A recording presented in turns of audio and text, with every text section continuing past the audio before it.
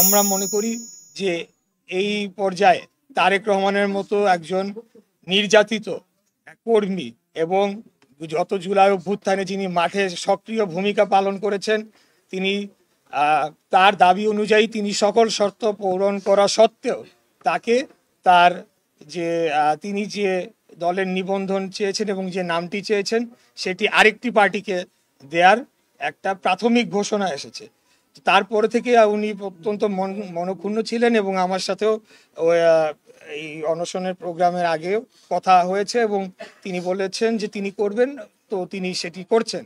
আজকে আমি এখানে এসেছি বাংলাদেশের একজন সাধারণ নাগরিক, একজন ভোটার এবং একজন আর 10 জন রাজনৈতিক কর্মীর মতোই একজন কর্মী হিসেবে এসেছি যে এটা কি অবস্থা, বাংলাদেশে কি চলছে।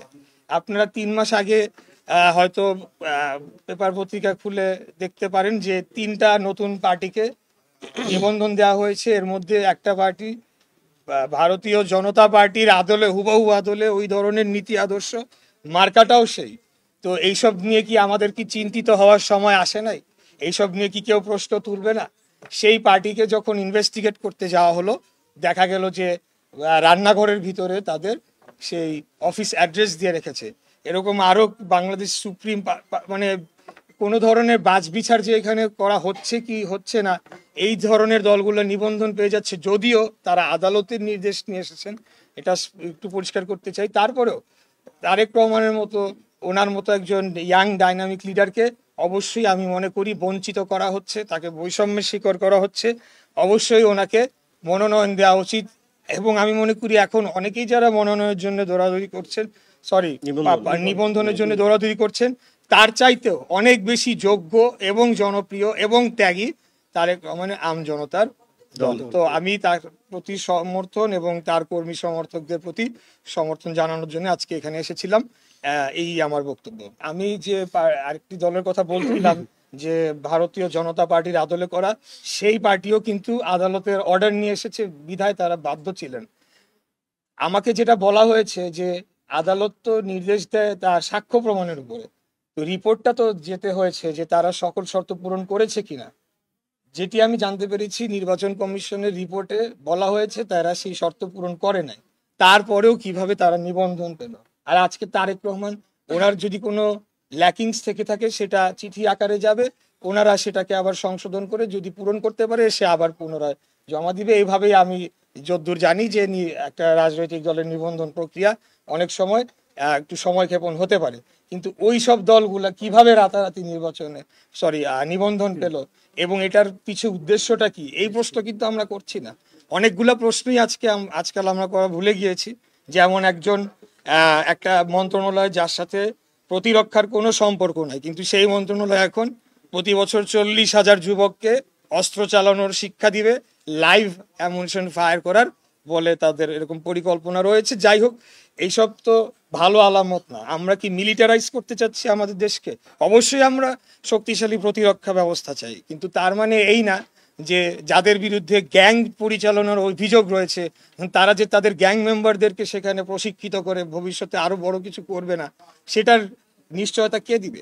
তো আমি মনে করি আজকে সাংবাদিক ভাই বোনেরা, আপনারা 5 অগস্টের পরে পুরোপুরি স্বাধীন হতে পারেন নাই।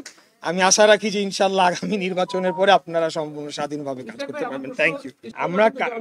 আমরা কারো নিবন্ধন বাতিল চাই না। আমি একটা দাবি সুস্পষ্টভাবে বলতে চাই, টোটাল নিবন্ধন প্রক্রিয়াটা পুনর্নিবন্ধনের জন্য সকল দলকে আবার আহ্বান জানানো হোক। সেখানে একটা মানে ভেটিং হয়ে যায়, একটা প্রসেসিং হয়ে যায় যে কারা কারা আসলে ক্রাইটেরিয়ার মধ্যে ছিল না কিন্তু তাদেরকে ঢোকানো হয়েছিল।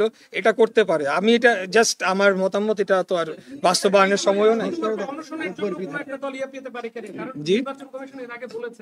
যারা যারা ক্রাইটেরিয়া পূরণ করতে পারেনি তাদেরকে নিবন্ধন দেওয়া হয়নি, শুধুমাত্র অনশন করছে বা জুলাই আন্দোলনে ছিলেন, এই কারণে কি কোনো দল নিবন্ধন পেতে পারে? Absolutely not.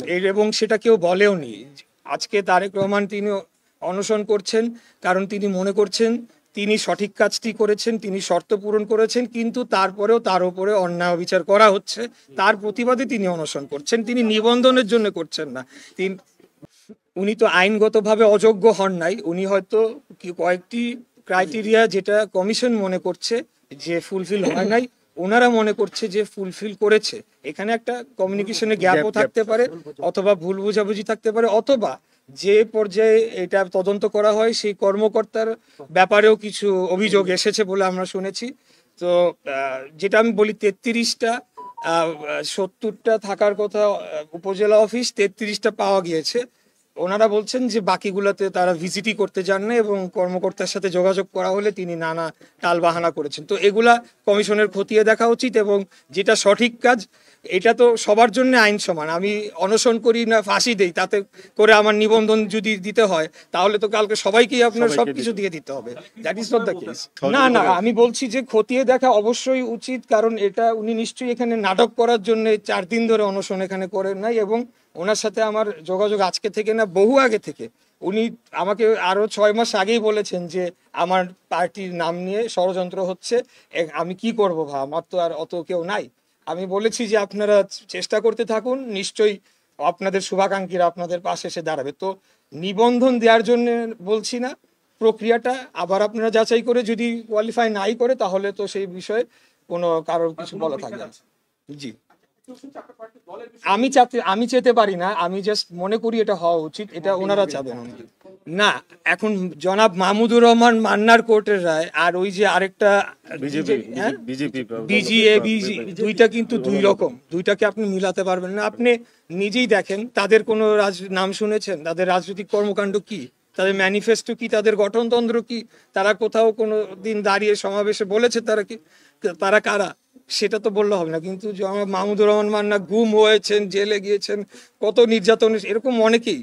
তো সেটা তো আপনি আমাদের কমন সেন্স থেকে বুঝে নিতে হবে যে কোনটা আসল, কোনটা আপনার আর এখানে যেই পার্টিগুলি আপনার বলা হয়েছে যে 5ই আগস্টের পর নিবন্ধন পেয়েছে, ওনাদের নিবন্ধন যে ফাইনাল হয়েছে এখনো কিন্তু সেটা ঠিক না। চাইলে যে কেউ আবার রিট করতে পারে ওনাদের এগেইনস্টে গিয়ে। নিবন্ধন কিন্তু এখনো ফাইনাল হয় নাই। অনেকে কিন্তু চাউর করতেছে যে না ওনাদের নিবন্ধন ফাইনাল হয়েছে।